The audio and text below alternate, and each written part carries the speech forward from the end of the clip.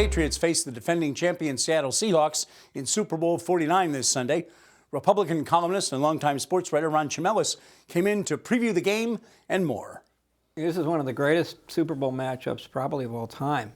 They are clearly the two best teams, the Patriots and the Seahawks. With the exception of Seattle struggling a little bit in the last game, they've peaked for this game. They're the defending champions, the Seahawks. The Patriots have been there a lot. There's a lot to make this a really, really incredible matchup. Let's talk about a couple of matchups.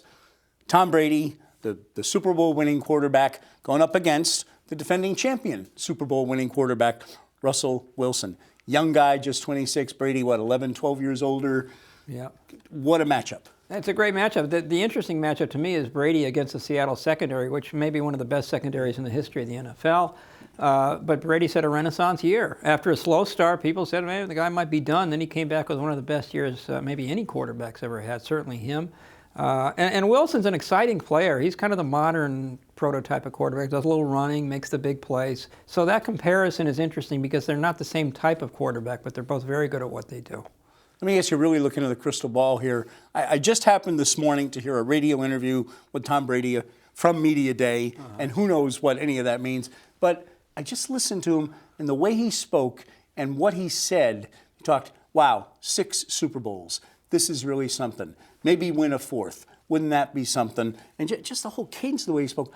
I'm thinking in the back of my head, I think this guy who's looking not too far away from his 40th birthday maybe is saying, maybe if this goes well this week, maybe this is it. Well, I wouldn't be so sure of that because he's said many times he'd like to play into his 40s and he loves to play. So I guess that crosses any quarterback's mind when you get on in years, but I doubt very much if he's looking at this as a potential last game. I do think he's very aware of his place in history. A lot of athletes say, geez, when I'm done, I'll look back and then it will all mean a lot to me. But I think Brady knows now what this means, and I think that's very interesting. Let's talk about the coaches. Seattle's Pete Carroll, one-time Pats coach, versus Bill Belichick, a shoo-in for the Hall of Fame one of these days.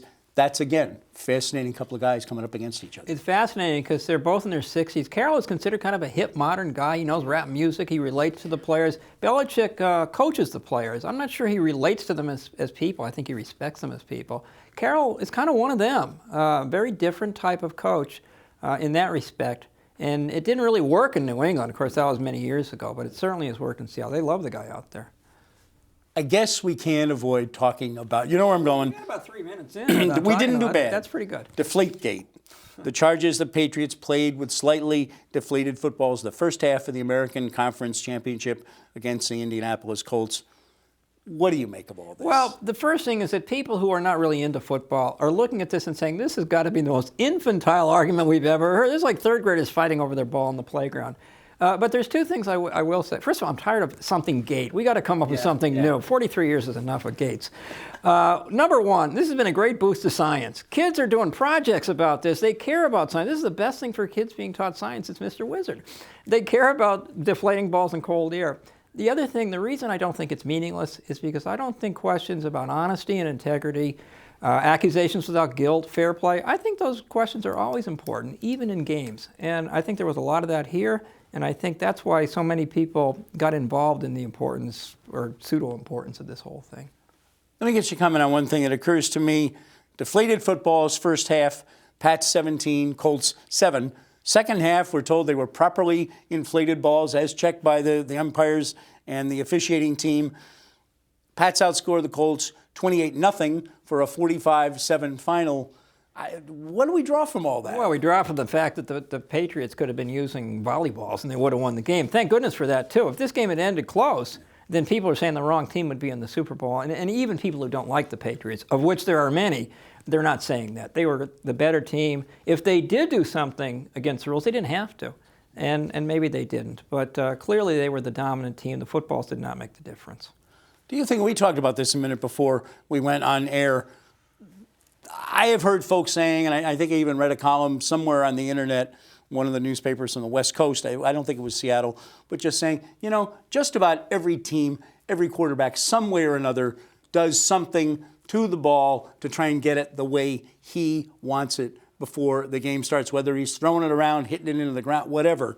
This probably isn't as unusual as we think. Well, I think a lot of gamesmanship involved in the NFL is not invented by the first team that gets accused of doing it. The Patriots are prisoners of their own reputation, and it came just before the Super Bowl when everybody's paying attention, and it's the Patriots. But, Aaron Rodgers in October was talking about how he prefers the balls a certain way.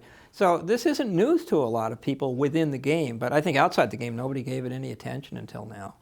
I got to ask you about a column you wrote last week. I think it was after the first Belichick news conference. He's a football genius. Why must Patriots coach Bill Belichick be such a jerk? I got a lot of people commenting that I was the jerk in that conversation. I felt in that bothered me more than Deflate Gate because I thought that he shined too much of a spotlight on his quarterback.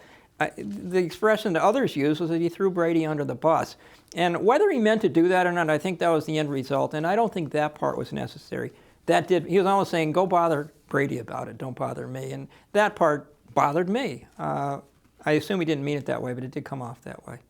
Do you think the whole Deflate Gate, thing... Well, we'll get through it this time. ...has got... I won't do it again. That's all right. Has it gotten into their heads at all? Or are these the Patriots? Pros that just don't really care? I think it's an advantage because every team likes to make it us against the world. The Patriots are better at it than most teams. I think they're going to use this as a motivational factor.